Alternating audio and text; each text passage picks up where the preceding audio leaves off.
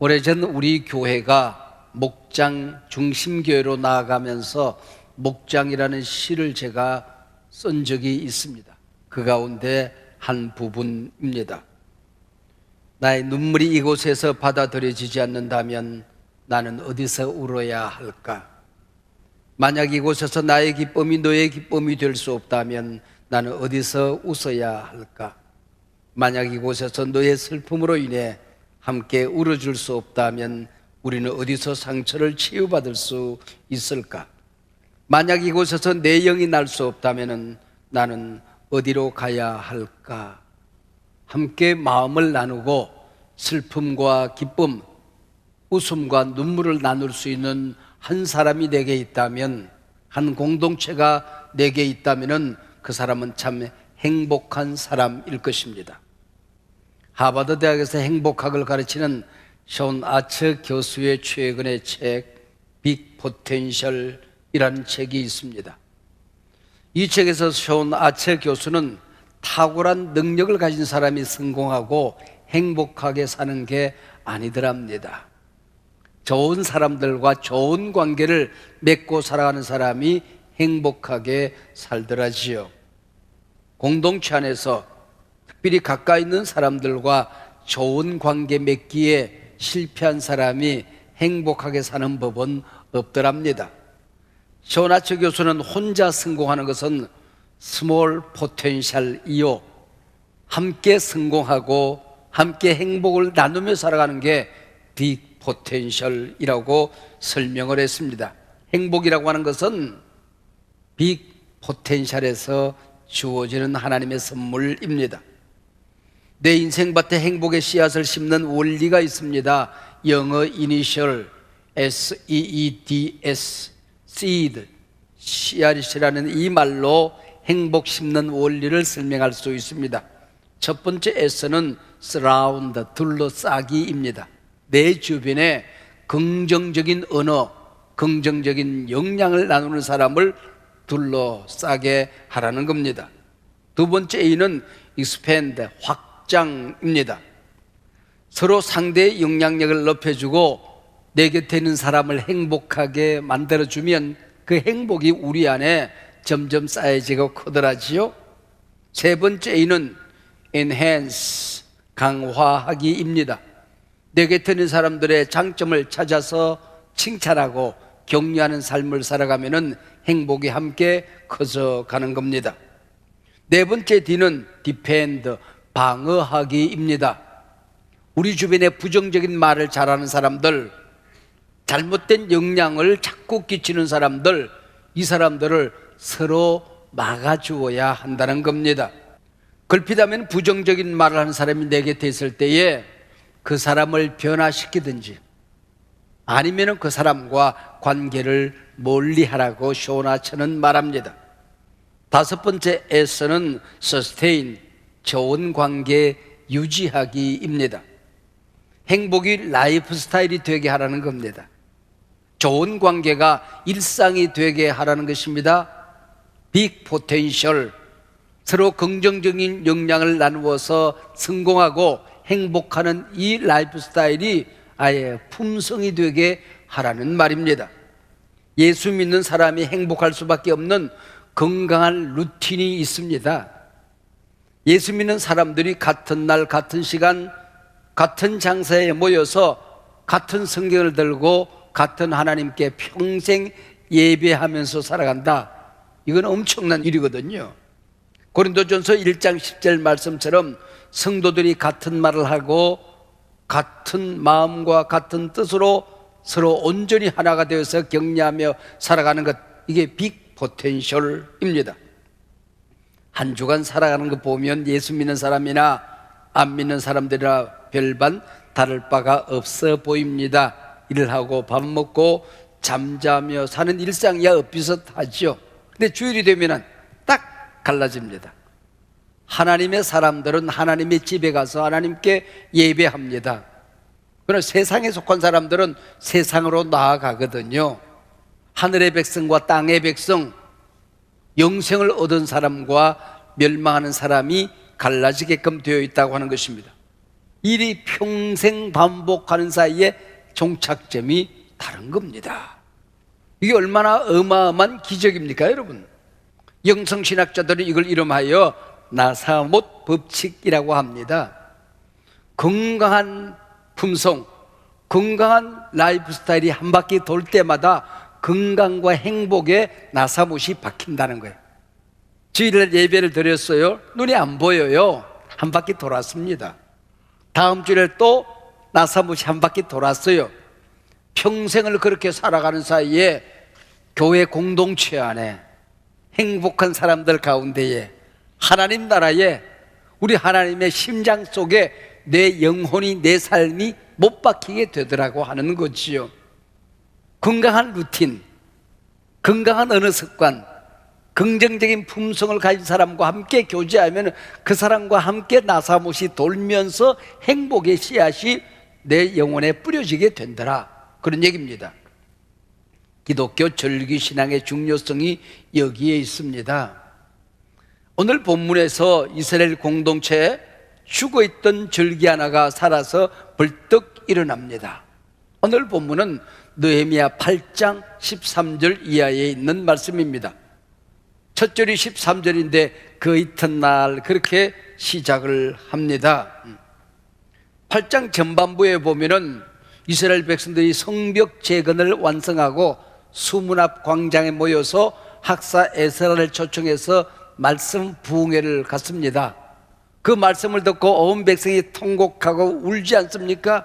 은혜 받고 감동받고, 그리고 오후에 흩어져야 되는데 흩어지지를 않아요.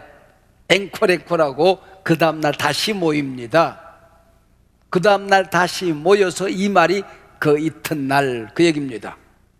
그 이튿날 첫 시간입니다. 에스라가 두루마리 성경을 딱 펼치자마자 놀라운 사실이 일어나는 겁니다. 지난 1000년 동안 누워있던 말씀이 일어나는 거예요. 지난 1000년 동안 잠잠하던 말씀이, 드러나지 않던 말씀이 자리를 박차고 벌떡 일어나는 겁니다. 이게 레위기 23장 장막절을 지키라.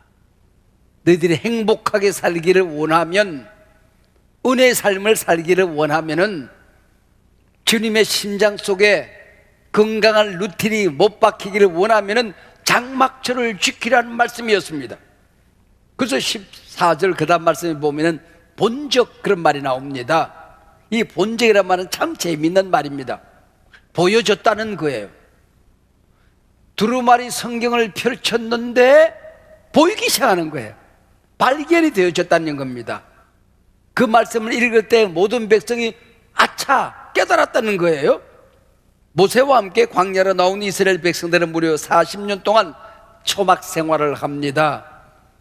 그리고 여호수아에게 리더십이 이양되어집니다.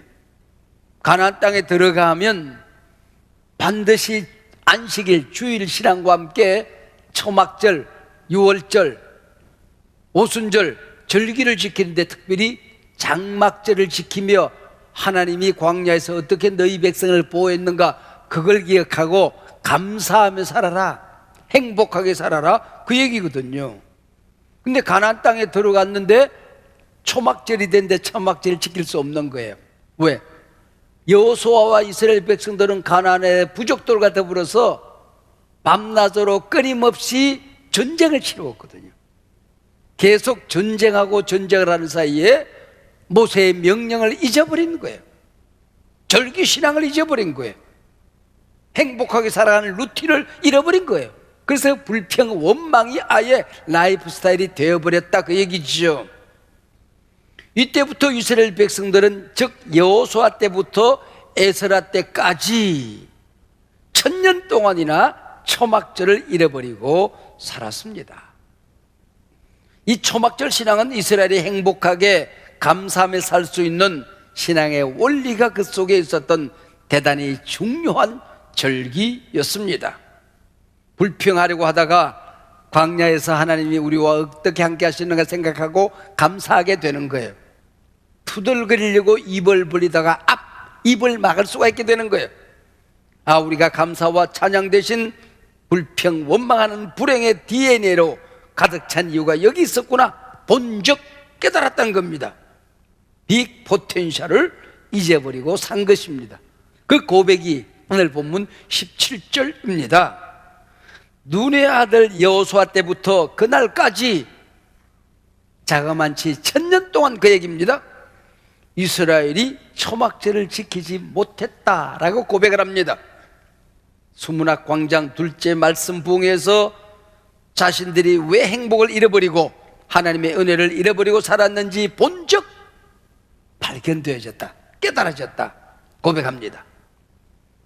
우리가 성경을 읽을 때에 설교를 듣다가 큐티를 하다가 어느 날 누워있던 하나님의 말씀이 자리를 박차고 일어나서 내 심장에 꽂힐 때가 있어요. 말씀을 듣는데 본적 갑자기 깨달음이 오기 시작을 해요.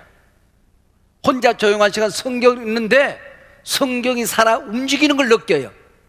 자리를 박차고 벌떡 일어나서 내 영혼에 꽂히면서 내 삶을 변화시키고 내게 놀라운 통찰을 주고 미래가 밝아지고 내 삶 속에 기적이 일어나는 것입니다. 이게 하나님의 말씀이에요. 그래서 우리는 하나님의 말씀을 살았다 고백하게 되는 겁니다. 신부가 되어서 성직자로 살아가는데 율법적인 신앙 때문에 행복하지 않았던 한 사람이 있었습니다.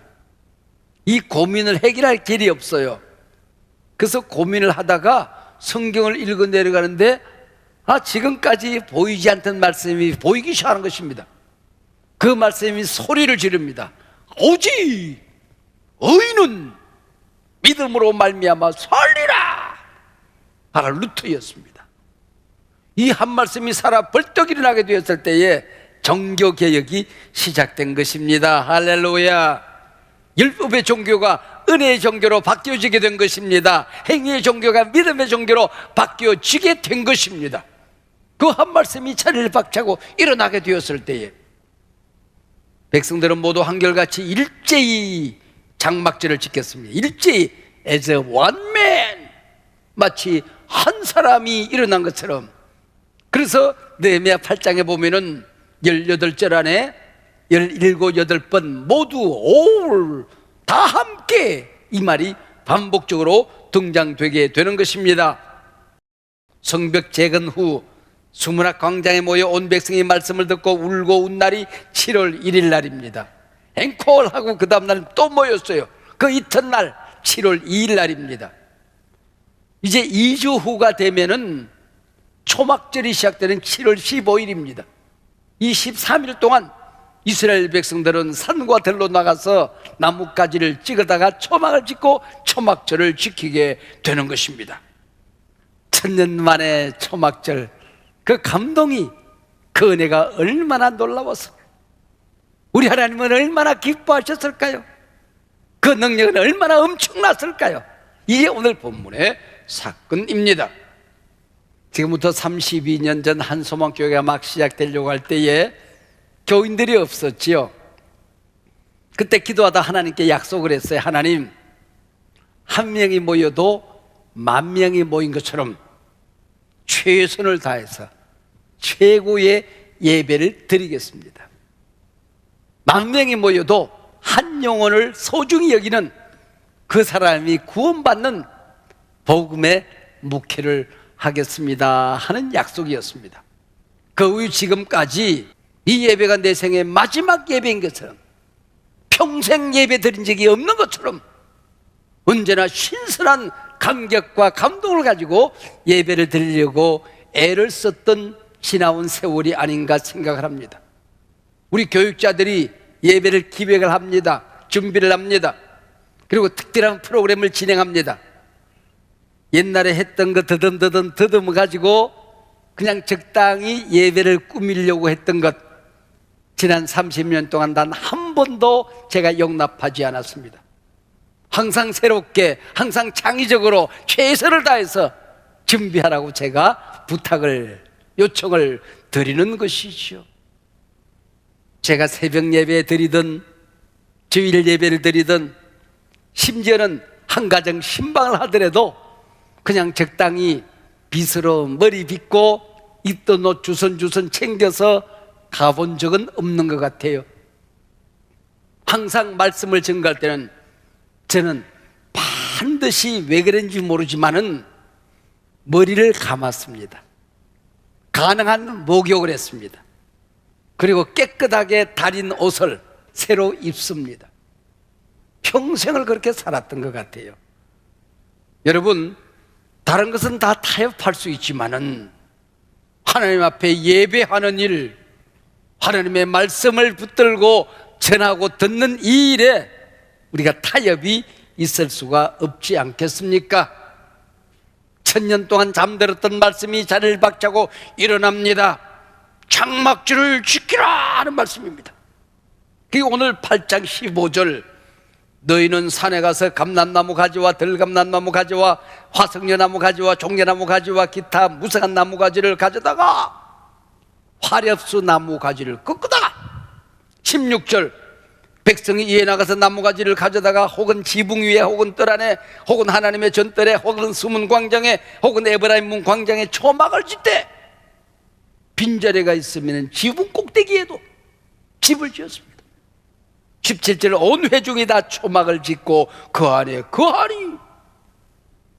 말씀을 듣다가 말씀을 깨닫고 그 말씀 붙들고 말씀을 실천했더니 기적의 역사가, 천년의 기적의 역사가 일어났습니다. 할렐루야. 같이 은혜 받고 같이 울고 같이 웃고 같이 사랑하고 함께 더불어 함께하며 행복이여라 노래하고 초막절을 지켰던 것이죠. 나뭇가지로 초막을 지어 한 주간 거기서 살며 그들은 뭘 생각했을까요?